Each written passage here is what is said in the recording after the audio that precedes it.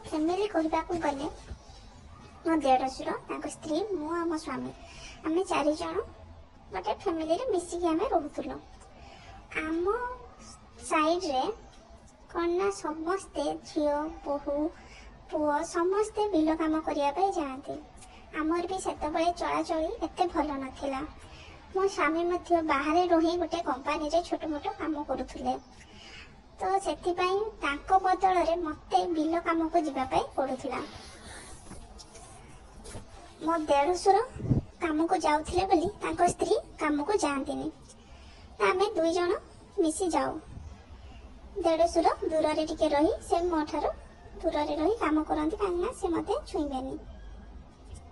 एमिति दिने भोर आमे उठी जिबा पाई बाहरिलु बिल काम को। मो देढ़शुर कहिले जानिच भाई बो आज आम बिल काम सकाल सकाल उठिकी जावा कहीं समस्त काम सरीगलानी आमर बहुत काम बाकी रही जाइए। मुझे से हाँ कही परदिन आम भोर 4टार उठी 2 जन बाहरिलु। एमती जाई भोर काम करने लगिलु। लगिला परे से दिन मु राति बोली और जहाँ पारी ताहा पिंधि चली जाइली। मोर आउ एते लक्ष्य नाथिला।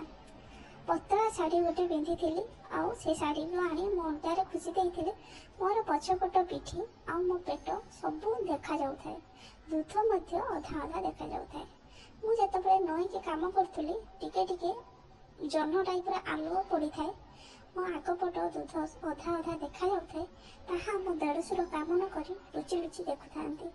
मुझे एते लक्ष्य नथिला। मु जेतेबेले उठी मुंडटे उठे टिके देखु थाए, मो देढ़शुर मो आड़ को ही चाही थांती। एमिति किछि समय गला परे मु कहिली आ भाई आपण कोन पाई मते एमिति नजर रे देखुचंती, आज कोन हेछि कि? से किछि कहिलेनी, हसीदेले। तापरे कहिले आलो तते कोन कहिबी, तू तो मोर भाई बहू हबु, तू ना बहुत सेक्सी टे, तते देखिले मोर बांड पूरा ठिया हो जाए। आज मते काम करिया पे जमा भी इच्छा हो नहीं, खाली तते देखिबा पे मते भारी इच्छा होची। मु कहिली आपण तो मो देढ़शुर मते छुईबेनी, आपण एमिति कथाबार्ता कोन करछंती? से कहिले देढ़शुर हो कि जहाँ भी हो सेक्सी को सेक्सी कहुब। यह जितेबाला कहले मुझे किसी भी कहीपरि ना। से मते आसी धान बिल कुंडे पकड़े पछपटू। मुझे कहली छाड़ छाड़ से तो पाख आखरे कई नथिले, से जमा भी छाड़े ना। कहले तू क्या कहबुनी, मत आज तू जा जाऊ ना कहीं ढीपाई दो, मु तो एमती भी ते छुईदेली। एमती कहला पर भी से मते जमा भी छाड़ापी राजी हेले ना। यह कही आमे टणा घोषणा लगिलु। मते पूरा बिलरे कादुअरे मो देढ़शुर शुईदेले। मु पूरा कादुआ नटपट हो गली। तापरे उठी मते उठाई कुंढाई पकेले आ मते किस करबाकू लागिले। मु अणनिश्वासी हो जाउथाय सेतबेले। मते कहले तमे पूरा कादुआ हो जाइछो, चलो गोटे काम करो, तमे साड़ी चेंज करी धोई धाई दियो आ ये हो जाओ, रेडी हो जाओ। मु राजी हो गली। मते से तांको हाथ में टेकिकी नेले नहीं। आमर से पाखरे गोटे धान जगिया झुंपुड़ी टाइप थिला आ गोटे बोरिंग मध्य थिला। मु सेठी को गली, गोटे बाल्टी थिला प्लास्टिक बाल्टी, सेठी मो लुगा सबू पटा तापरे ब्लाउज साड़ी चोड़ी सबू काढ़ी देली। काढ़ी सेठी धोई देली भल भाव। घर को गले समस्ते डाउट करेंगे ये एमती कहीं कादू होइछि, सेथिपाई धोई सुखेली आ पूरा धुआ धुई हो गली। तापर मोर पूरा रंगला अवस्था मो थाए। मो देढ़शुर कहले किए देखी नब भाई बो, तमें से झुंपुड़ी भीतर को पड़े चलो। यह कही मते कांधरे हाथ पकई मते झुंपुड़ी ऊपर को से नहीं गले। भीतर को गला परे आमे मु पूरा रंगला होइतिबा देखी मो देढ़शुर मो साइड रे आसी बसिले आ तांको हाथ आनी मो दूध को चिपिबा पाई लागिले। मते भारी इच्छा होथाय सेतबेले, कहीं ना पूरा रंगला पागरे भोर भोर एने पूरा गाधे कि मो देहटा पूरा ठंडा हो जाए। मु भावुए केमी मो बडीटा टिके हिट हम। तो सी मो दूध को धीरे धीरे चिपी पाटी आनी मो दूधरे लगेले आ मो दूध को चुषा लगे। मु खाली आ आ मरीगले होता। तापरे से मते कहले भाई बो आज मते गेइबा दियो, मु तुमको पूरा शांति करी छाड़बी। भाई तो सब बड़े बाहर रोचंती, तुमर कौन इच्छा हुए कि? मु कहली इच्छा तो हुए भाई, हेले तमे मो संपर्क रे देढ़शुर हब, लोक कौन କହିବେ। ସେ କହିଲେ, ଆରେ ଲୋକ କହିବାରେ କ'ଣ ଅଛି, ଲୋକ କେମିତି ଜାଣିବେ ଯେ କହିବେ, ଆମେ ତ ଦୁହେଁ ସବୁବେଳେ ଚାଷ କରିବା ପାଇଁ ଆସୁଛନ୍ତି। ଏହି ଝୁମ୍ପୁଡ଼ି ଭିତରେ ଆମର ସବୁବେଳେ ଘିଆଭଇ ହବ, କାହାକୁ ବି ଆମେ ଜଣେଇବା ନାହିଁ। ମୁଁ ତାଙ୍କ କଥାରେ ରାଜି ହୋଇଗଲି। ତାପରେ ସେ ତାଙ୍କ ପ୍ୟାଣ୍ଟକୁ ଖୋଲିଦେଲେ। ମୋ ଦେଢ଼ଶୁର ବାଣ୍ଡ ଦେଖି ମୁଁ ପୁରା ଡରିଗଲି। ବହୁତ ବଡ଼ ବାଣ୍ଡ ହୋଇଥାଏ। ମୁଁ ହାତରେ ନେଇ ତାଙ୍କ ବାଣ୍ଡକୁ ମୁଠି ମାରିଲି, ଆଉ ସେ ମଧ୍ୟ ବହୁତ ଜୋରରେ ନିଶ୍ୱାସ ନେଉଥାନ୍ତି। ତାଙ୍କୁ ପୁରା କୁଣ୍ଢେଇ ପକେଇଲି। ସେ ଗୋଟେ ଖଟିଆ ଟାଇପର ପଡ଼ିଥାଏ, ସେଇଠି ଶୋଇଗଲେ। ମୋତେ ନେଇ ତାଙ୍କ ଉପରେ ବସେଇ ଦେଇ କହିଲେ, ତୁ କାଚି ହୋ। ମୁଁ ତାଙ୍କ ଉପରେ ବସି ଆଗ ପଛ କରି କାଚି ହେଲି। ସେ ଆଃ ଆଃ ହେଉଥାନ୍ତି। ମୋ ଦୁଧକୁ ଦୁଇ ହାତରେ ମୁଠେଇ ଧରିଥାନ୍ତି ଆଉ ଖାଲି କହୁଥାନ୍ତି, ତମକୁ ଗେହିବାରେ ଯେଉଁ ମଜା ଅଛି, ମୋ ସ୍ତ୍ରୀରେ ମଧ୍ୟ ସେ ମଜା ନାହିଁ। ଏମିତି ହେଲା ପରେ ଥରେ ତାଙ୍କର ସାଙ୍ଗେ ସାଙ୍ଗେ ବୀଜ ବାହାରିଗଲା। ଆମେ ବସି କଥା ହେଲୁ। ମୁଁ କହିଲି, ତମେ କାହିଁକି ମୋତେ ଏତେ ଖରାପ ନଜରରେ ଦେଖ? ସେ କହିଲେ, ଦେଖ ମୋ ସ୍ତ୍ରୀର ତ ବୟସ ହୋଇଗଲାଣି, ତାକୁ ଗେହିବାରେ ଜମା ବି ମଜା ଆସୁନାହିଁ।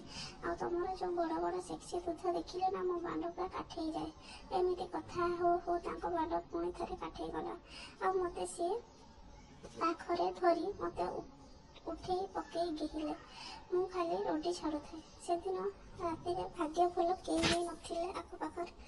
ମୁଁ ଖାଲି ଛାଡ଼ ଛାଡ଼ କହୁଥାଏ। ସେ ଜମା ବି ମୋତେ ଛାଡ଼ୁନଥାନ୍ତି, ଆହୁରି ଜୋରରେ ମୋତେ କେହୁଥାନ୍ତି। ମୋତେ ବହୁତ ମଜା ଲାଗୁଥାଏ, ହେଲେ ମୋତେ ଟିକେ ଟିକେ ମଧ୍ୟ କାଟୁଥାଏ। ଏମିତି ହେଲା ପରେ ତାପରେ ମୋତେ କହିଲେ, ତମେ ଟିକେ ନଇଁ ପଡ଼, ମୁଁ ମୋ ବାଣ୍ଡକୁ ନେଇ ତମ ବିଆରେ ପୁରେଇ ଦେବି। ତାପରେ ମୁଁ ନଇଁ ପଡ଼ିଲି। ସେ ତାଙ୍କ ପାଟିକୁ ଆଣି ମୋ ବିଆରେ ଲଗେଇବାକୁ ଲାଗିଲେ। ମୁଁ କହିଲି, ଇଏ କ'ଣ କରୁଛନ୍ତି? ସେ କହିଲେ, ମୁଁ ଆଜି ତମକୁ ଚାଟି ଶାନ୍ତି କରିବି। ମୁଁ ସେଇଠୁ ଖଟିଆରେ ଶୋଇପଡ଼ିଲି। ପୁଣି ଥରେ ସେ ମୋ ବିଆକୁ ପୁରା ରଡ଼ କରି ଚାଟିଲେ। ଜିଭକୁ ପୁରା ବିଆ ଭିତରେ ଗଳେଇଥିଲେ। ମୋର ଯେତେକ ପାଣି ବାହାରିଥିଲା ସବୁ ଚାଟି ସଫା କରିଦେଲେ। ଆଉ ଗୋଟେ ଆଙ୍ଗୁଳି ନେଇ ମୋ ଗାଣ୍ଡିରେ ପୁରଉଥାନ୍ତି। ଏମିତି କଲା ପରେ ମୋ ଦୁଧ ପାଖକୁ ଆସିଲେ। ମୋ ଦୁଧକୁ ମଧ୍ୟ ବହୁତ ଜୋରରେ ଦୁଇ ହାତରେ ଦଳିଲେ, ଆଉ ତାଙ୍କ ପାଟି ଲଗେଇ ଚୁଷିଲେ।